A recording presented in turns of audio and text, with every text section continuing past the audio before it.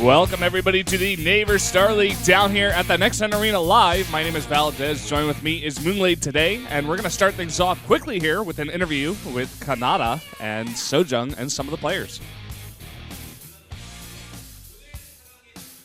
멤버가 가려지게 됩니다.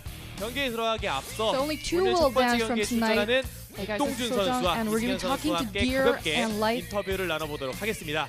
선수들 안녕하세요. 안녕하세요. 안녕하세요 이승현 선수. 안녕하세요. 네, 설 잘 지냈나요? He's asking if they 네, 잘 spent 지내고 New Year's well, Chinese New 잘 Year's. 지내고 왔다는 건 And he says yes. 연습실에 있었던 게 아니라 고향에 내려갔다는 소리인데 And he's asking if Light was 고향에 내려가서 practicing 재충전을 or visited 잘하고 his 왔나요? house. 네, 잘하고 왔어요. And he 맛있는 says he's 것도 많이 recharged 먹고요. really 네. well. He went 뭘 back to his 먹었나요? house to spend 가장 Chinese 기억에 New 남는 Year's. 음식이랄까? And he's asking what his favorite food was. Memorable food. 없군요. 알겠습니다. And he says 네, none. 부모님께서 인상 깊은 음식을 안 해주셨나 봐요. He's asking if his 맞아요? parents 네. didn't get him good 해명할 기회를 food. 드릴게요. 아, 해명할 필요 없네요. 할 필요 없는 것 같아요. 네. 네, 어머님 안 보고 계셨으면 좋겠네요. 네. I hope his mom isn't watching. 알겠습니다. 백동준 선수, 네. 네, 똑같은 질문을 드리겠습니다. And we're gonna ask the same 백동준 thing 선수는 설 to Deer 연휴 때 뭐 하고 also. 지냈나요? 저는 집에 안 가고 연습했어요. He says 아, he 그래요? practiced 네. and he didn't go 이승현 home. 선수와의 경기를 앞두고 네. 원래 고향에 내려갈 수도 있을 텐데 근데 Yeah, 이번 he's asking why he didn't go. 중요하다고 생각해서 네. And he thought he 열심히 says 연습했어요. 이번 Practicing 경기가 was 상당히 좀 important 중요하다고 for me. 생각을 한 건 상대방이 아무래도 현재 저그 원탑이라는 Well, 이야기를 Deer is 듣고 going 있는 against 네, number 이승현 one 선수 Zerg right 그런가요? now. 네. 어. 유일한 양대리가 아닌가요? And he 8강? says 지금 8강에 Light is the only one 유일한 left 8강 양대리고 맞나요, 이승현 선수? for both individual leagues 아, over 모르겠답니다. round 네. 8. 백동준 선수가 아무래도 2013년이죠. 최고의 전성기를 달리다가 Well, Deer had his best year in 2014년에 잠깐 좀 2013. 주춤하고 이제 15년 오늘 바로 And 이승현을 he 잡게 had his 되면 downs for 최근에 2014. 토스들이 And if he 상당히 좀 wins against 원탑 그 경쟁에 Light 올라와 있는 tonight, 선수가 많이 Deer will be 없어요. able to put 근데 his name up for the 백동준 best 선수의 products. 이름을 찾아보기가 상당히 And 힘듭니다. it's really hard to see 오늘이 기회일 것 Deer's 같아요. name 어떤가요? right now on that list. 네, 오늘만 이기면 저도 우승할 수 있을 And Deer 거라고 is saying that I think I'll be able to 생각하고, win this 설 league if I go 때도 up 집에 안 가고 today. 열심히 연습했기 And that's why I didn't go 때문에 home for 오늘 Chinese 이길 수 New Year's and I practiced 네. really well. 이승현 선수는 뭐 부담 같은 거 없나요? 뭐 이제 And 팀 이적하기도 Kanata is asking 했고 if Light had any 저그 원탑으로서 pressures. 정말 최고의 상승세를 Being 달리고 the number 있는데 one Zerg right 거기에 now. 대한 부담감도 없진 않을 것 같아요. 네, 부담도 좀 많이 되는데 Well, I do get a bit of 그래서 pressure. 이번에 진짜 열심히 준비해왔거든요. And that's why I practiced really hard today for this. 좋은 경기력을 So I'll try 보여드리고 to show really good matches tonight. 끝으로 이승현 선수에게 궁금한 건 팀원에서 특별히 팀원 중에 And 이승현 lastly, what 선수를 we wanna 가장 ask 잘 Light 챙겨주는 선수나 Is if 선수가 there's 있을까요? anyone in particular taking care of Life really well for, at Katie Roaster. 다잘 챙겨주는 것 같아요, 전부 다. And he says 특별히 없는 것 everyone. 같네요. No one in 농담이고요. particular. 알겠습니다. 이렇게 해서 두 선수의 인터뷰를 전해드렸고요. Well, we've talked 잠시 to both 후에 of them. 본 경기로 돌아오도록 하겠습니다. And this was Kanata and Sojung. 라인인데요. 고병재 라인. 지금 나왔어요 이제. 언덕 위쪽에 일단은 지뢰 왼쪽. 지정자가 지금 길을 막고 있고 쪽 잡는 걸 빨리 잡아야. 뒤쪽 EMP 한 방. 들어가지 EMP. 뒤에 폭포. 자 이렇게 막아놨고요. 그러려고 이제 추적자를 더 추월을 한 게 아니라 파수기를 뼈. 이 타이밍에 안 들어왔으면 김명희 선수의 빌드가 좋았겠죠. 좋은 빌드였겠죠. 컨트롤. 아 폭포가 느리죠. 자 폭풍함이 살아있는데 집중관이 굉장히 많습니다. 42초. 네. 일단 그리고 광전사를 찍어야 돼요. 광전사를. 달려왔죠 이미 도착한 순간 느낌이 왔습니다 김진호. 대규모 기아 3cm 대규모 기아리죠. 네. 원기 얼마나 멀리 갔다고요. 여섯 개네요. 6개가 마무리가 되네요. 그대로 갑니다. 저글링. 이승현 하면 저글링이 이런 말들이 있었는데 다른 일이 필요가 없네요. 이승현. 그렇죠. 앞바람 중에 저글링이 이 정도까지 들어왔고 동력 끊겼고 이랬을 때 이미 경기가 마무리됐지. 이승현.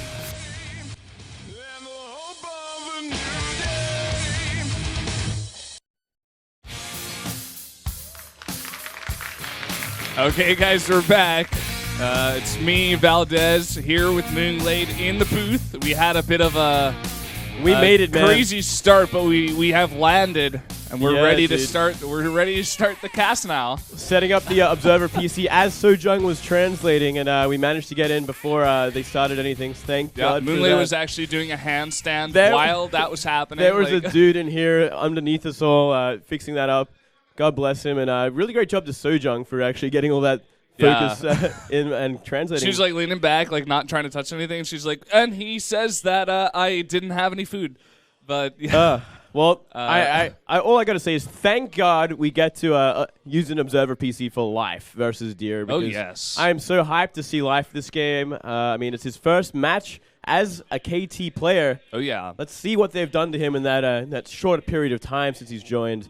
I was kind of sad they didn't ask him more questions about KT. They were like, "Oh, how are things over there? Is everybody taking care of you? Like, is anyone in particular like looking after you?" And he's just like, "Nah, things are just good."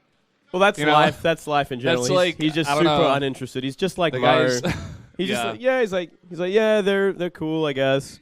I think it must be a bit of a shake-up for him, though, going from StarTale for the longest time. He was there for the very beginning of his StarCraft career Yeah. into such a hardcore Kesper team, one of the top Kesper teams. Yeah, and that like turns into our first question here. Is that gonna affect him in a negative way or maybe a positive way? Maybe he was able to practice with some of the guys over there and get some more insight into who Deer is as a player. Yeah, well, I mean, like, how do you better a player like Life who is just ridiculously talented, has already the world champion and constantly winning stuff, already won a tournament this year.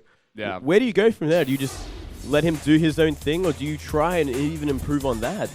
That's a good question, Moonglade. But first, guys, I want to let you know, if you come down to the studio down here at the Neighbor Star League on Thursdays, you can get a mouse pad, possibly signed by one of the players after they win. They also are giving out some collective edition Warlords of Draenor expansion packs for World of Warcraft, as well as some headsets. There's also some free Red Bull. I'm not sure if it's Red Bull, but there's some drinks and snacks being given out as well. And you can join the raffle down there if you did come to the studio. For you guys in the studio, if you are listening with the headsets, you probably can join that, even if you are a foreigner, so go ahead and do that. Go stand online. It's not scary, trust me. And here we have the brackets. It's going to be Deer versus Life here in game number 1, or I guess set number 1 here, and that's going to be Dream versus Super a little bit later on.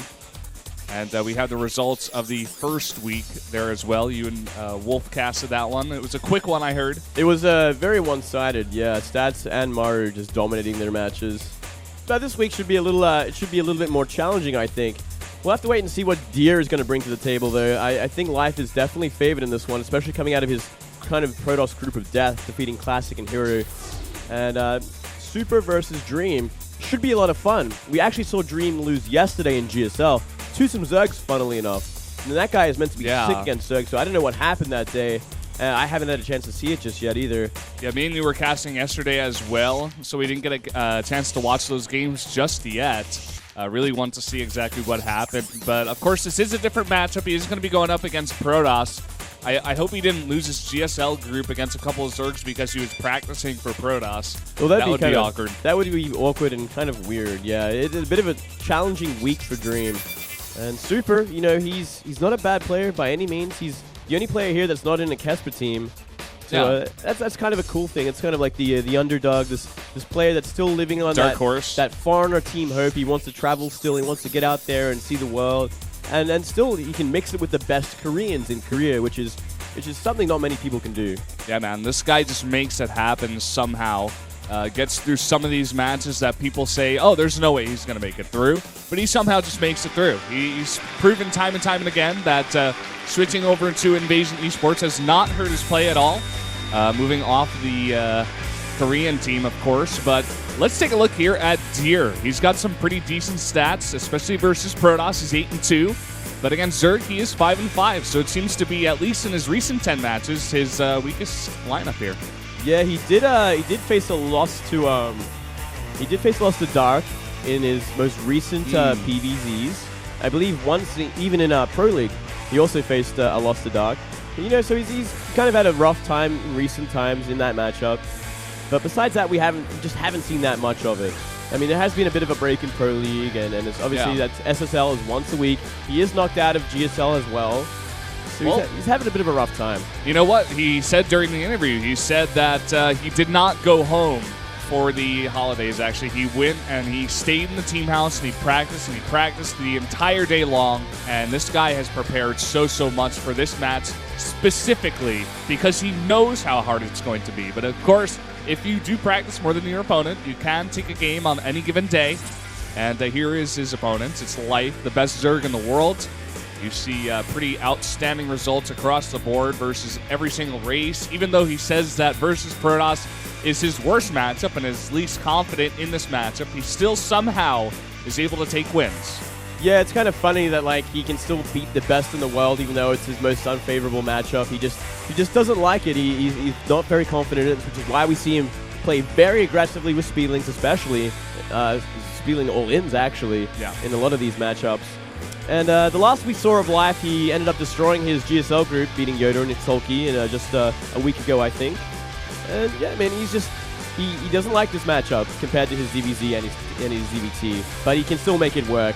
It'll have to depend on the maps as to how he's going to play, how aggressive he's going to play, but I'm sure we're going to see a lot of Speedlings.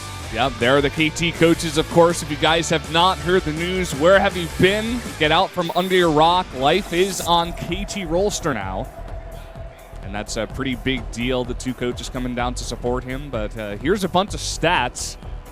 Looks like for Deer. Okay, so this is versus race. You guys can see a little bit over there his ratios, how often he plays against certain races, and also his win ratios.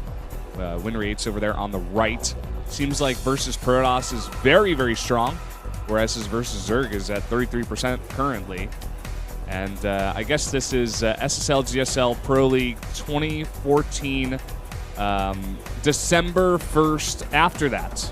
Oh, okay. So since then, not all too of the late. results in SSL, GSL, and Pro League. So basically all the Korean tournaments. Right. That's actually pretty good statistics. That's Yeah, I not actually too like out this. of date. That's like within 3 months, which I think is probably the furthest you'd want to go back before you start questioning, are they relevant? And Yeah, and it's also the quote-unquote beginning of the 2015 kind of season, because we did have qualifiers in December as well that you and I casted for SSL, so yeah, that's right. it does make sense. And here are the stats for Life. He doesn't quite play against a lot of Zergs. And as you see there over on the right, look at that 92.31% win against Terran. That's a 12-1 win ratio. Yeah, that is insane. And I mean, as we can see from the statistics, not his favorite matchup is ZVP. Currently at that, what is it?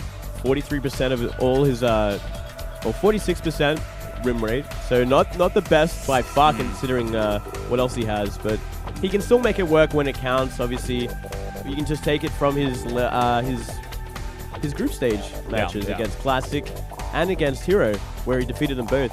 So I don't know what to think of it exactly. Yeah, I'm really curious to see what kind of builds he's going to bring out here against Deer, because this is no longer like a best of 3 against Classic, you know, or against Hero, or against any other Protoss. This is a best of 5 versus Deer, a guy who's been practicing specifically for your style. This one player he's been practicing for. So he's going to know, okay, Life's going to be aggressive. I just have to be safe. And how is Life going to deal with that? That's what I want to know. Well, look at these maps. We did see Merry-Go-Round banned out for Deer. That's not a surprise whatsoever. Protoss hates this map against Zerg. And Life banning out King Sejong Station. That's like a Life ban. He's done that before. He just doesn't really like playing that map against Protoss, I guess. Starting things off with Nimbus, which is a bit of a tricky one for Life. I think he's definitely getting one of the harder maps out of the way first. Yeah. It's been a long time since we've seen Nimbus, right? Yeah, well, everyone I don't gets rid of remember it. the last time we actually saw that. No one wants to play this map, and I can't remember the last time I saw a ZVP on this map, but it can get pretty ugly in the late game for Zerg especially. I definitely favor Deer in the first map. Then after that, it kind of goes into the standard sort of map rotation, and with Foxtrot being the last map, which is no doubt going to be the map that Life wants to play on, but obviously doesn't want to go to the 5th game. Look at that. Life's win ratios get successively better and better as we go along there. Foxtrot Labs being 6-1.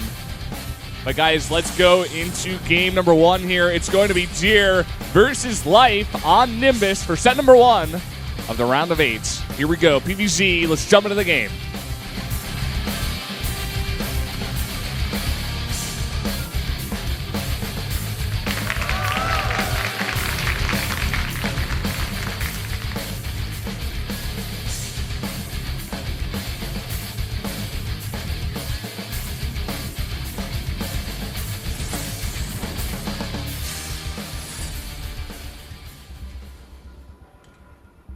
Up here in the top left in the red, the Protoss player from Samsung Galaxy Con. It is Deer.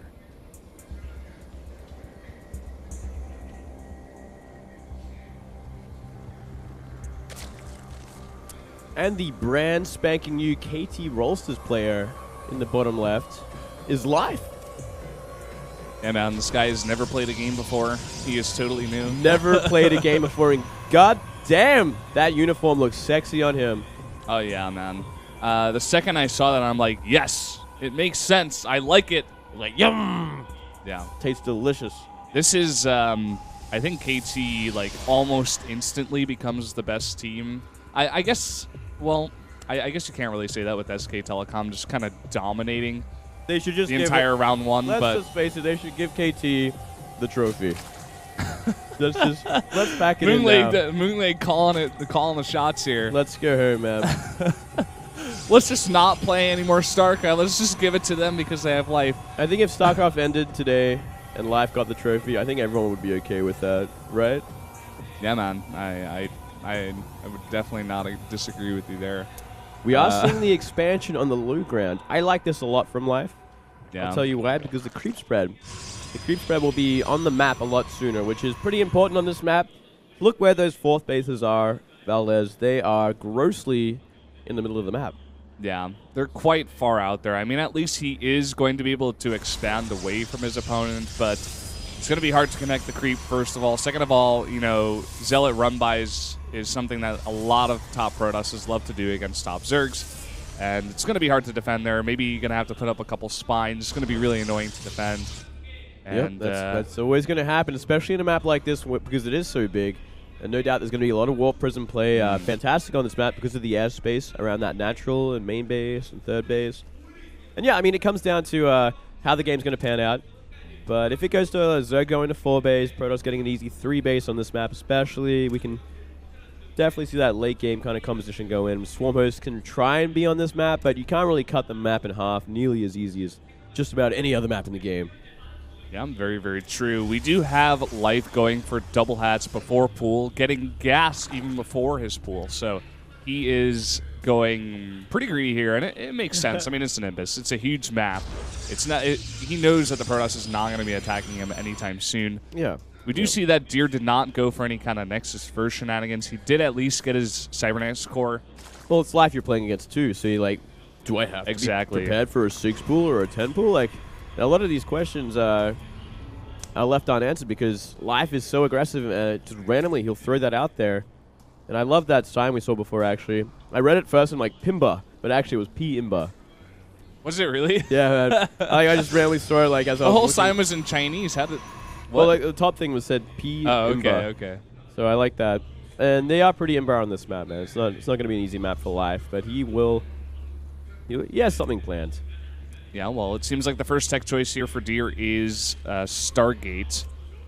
Pretty standard pick on this map. It's pretty good. You want to get those Overlords out of the way, as well as Oracle Harass at the backdoor bases is pretty strong, especially if the Zerg is not expecting it, but I'm sure Life is going to eventually send in that Overlord and try to get the scout in. We see it on the move now. Yeah, he's going to be trying. He's going to see it as well. So I think we might even see Phoenix from this. He's not going to get a surprise Oracle. He's going to try. Life turns around, actually, so he won't get that scout. So the Oracle is just as smart. Zerg's trying to find a way. With this Forge, it kind of gives away the next sort of step in the plan. It's like, okay, you're definitely going for an earlier third base, and you're going to get an earlier +1 behind whatever you're doing, which is going to be that Oracle harassment. Yeah. Do you see the Oracle popping out now? We do see continuous sentries coming out of that gateway as well. The second one about to finish up here. That Zergling speed that Life is also known for is about to finish up, so he's going to have full control of the map in terms of ground units. But here comes the first Oracle, and there's no defense. There's just one Queen. You got to move those drones, already losing 4 of them. Ooh. Now going down to 5, going to get a 6th one, even going for a 7th one. Oh, man. That micro... insane. 8 drones go down? Yeah, man, that was pretty sick. So much damage, Valdez. Oracle getting low here. He's got to be careful. He's going to fly out. He's already done his damage, so even if he did die, it wouldn't have really mattered. But the fact that he keeps it alive is going to be pretty annoying for Life as well a little bit later on here. Yep. 2 more gateways being added, +1 on the way. We're going to see that third Nexus in just a moment. Already see the Mothership core in place, and it's going to go down in just a moment. There we go. Not too much of a surprise, especially I'm sure Life is kind of expecting it as he saw that Forge, he saw the Sentry. He's like, yeah, okay, you're playing a pretty greedy build. You're getting that +1 nice and early to deal with my Speedlings. And we're going to see that game kind of just transition into the mid game pretty safely for both players. Yeah, oftentimes we do see Life try to go really aggressive, especially if a Protoss tries to take a third base like this. But with the Oracle out already, and with the Mothership Core there as well, it's going to be incredibly hard to do that. And he's already taken a lot of drone damage. It looks like Life just wants to play passive here, remake that drone count, possibly take a fourth base in a little bit here. And I'm curious about what Techie's going to go for. And here we go. We do see that Swarmos, or rather the Infestation Pit go down. I think we are going to see... as well as the Hydra Den. Yeah, I think we're going to see Vipers from this.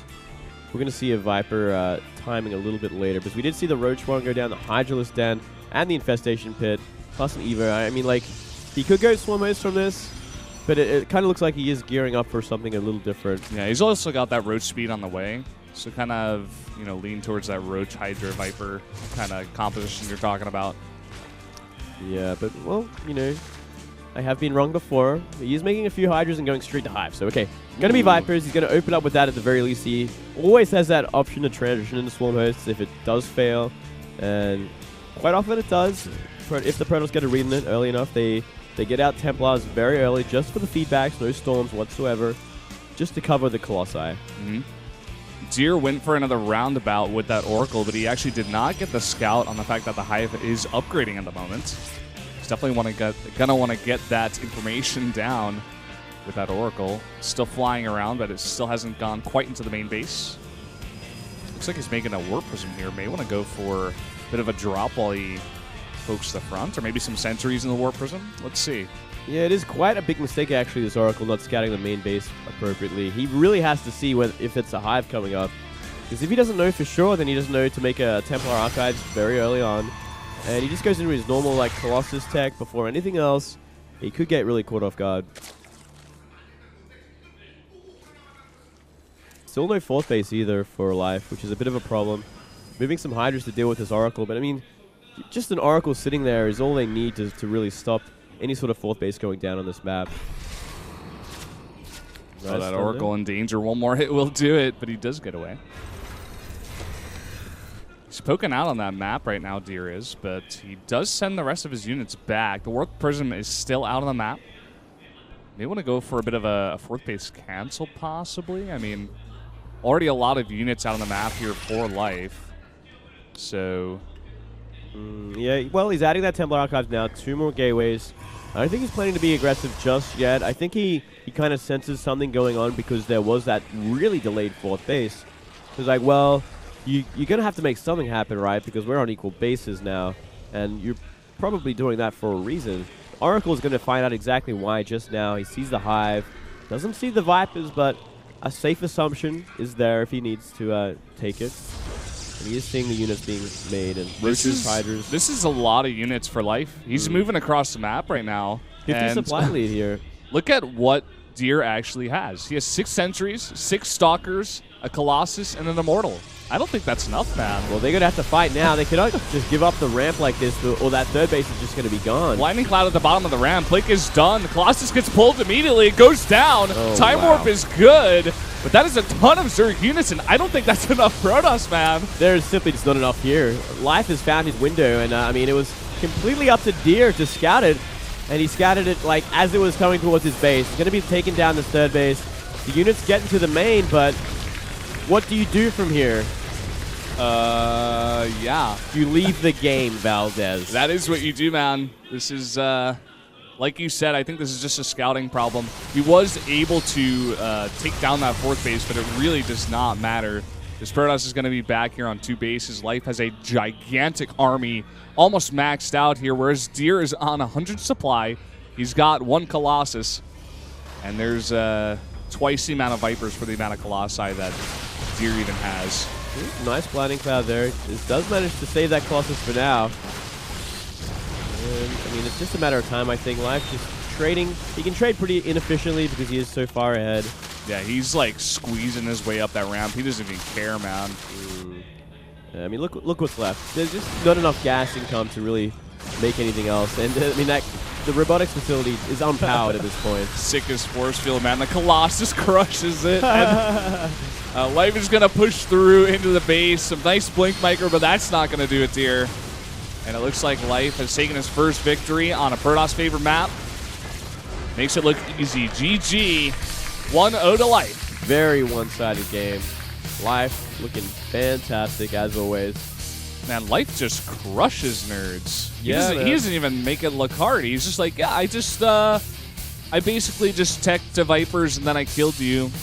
I mean, he like, did it, just Deer just didn't really do anything. Well, he just like, didn't scout it. He's like, yeah, he didn't scout it. He did good Oracle harass, but then he like sat on 3 bases and just like tech to too many things. I guess he had like not enough units.